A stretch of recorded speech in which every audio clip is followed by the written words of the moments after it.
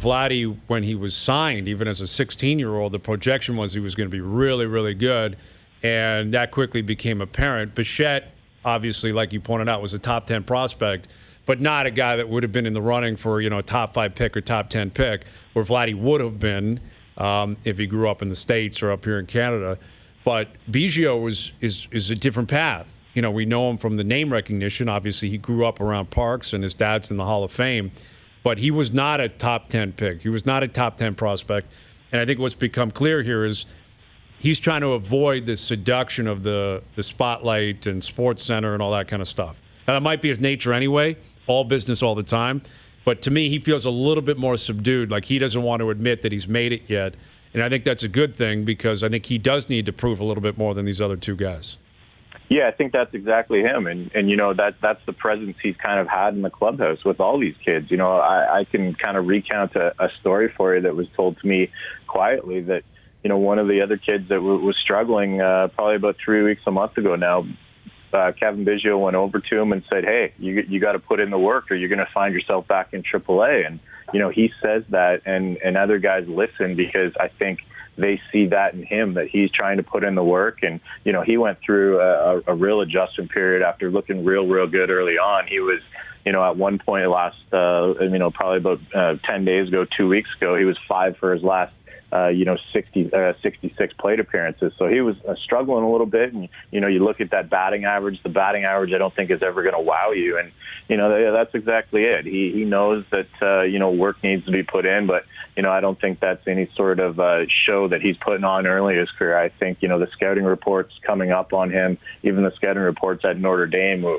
said this guy was a hard worker and his leadership qualities were, just revered. And, the name that's been tossed around, and, I've said this a couple times, is Dustin Pedroia. And, he's a guy who gets more out of what his skill set looks like. And he's a guy that's going to, commit to playing 110% each and every day. And, that 110% every day, what does that mean? It means doing everything you can to make sure you're the best baseball player that you can be. And, he holds guys accountable. And when you see a guy doing that 2 or 3 months into his major league career, that's a great sign because he's going to be doing that even more 4 and 5 years down the road when things actually matter. And he's one of the, veteran guys, and he's holding young guys accountable because, there's going to continue to be young guys coming through this pipeline if they want to keep this, drafting, developing kind of regime going. So it's interesting. They all bring a different element, and they're all super talented, and, they all bring a little bit of a different skill set too. It's interesting to see. I talked to both of them, Bo and Cavan, about who's the better leadoff hitter. And, it's interesting because one of them is a lefty swinger. One of them's a righty swinger. One of them is, a guy who gets on base by drawing walks. And one of them, as we've seen when Bo's been atop the lineup the last week or so, he's a guy who can, really make things happen. So, Charlie Montoyo's got a good problem on his hands at the top of the lineup trying to shuffle those guys around for the next half decade. Well, Bichette, I think, has a real opportunity here to be a media darling, to be a fan favorite because of the swag that he plays with, but also the ability for him to show a little bit more personality. Like you said, Biggio's going to be all business all the time. Vladdy's, speaking through an interpreter. Like Vladdy's just not going to do that. I'm walking off the field. Here's a comment type of material yet. I mean, he might get there, but it seems to me like Bichette's looking for the microphone. Like he's happy to talk and he wants to talk and he's going to give you a pretty good quote. A little bit, yeah. I mean, he's definitely a good quote, very thoughtful. I think right now, we're going to see him evolve over the months and over the years.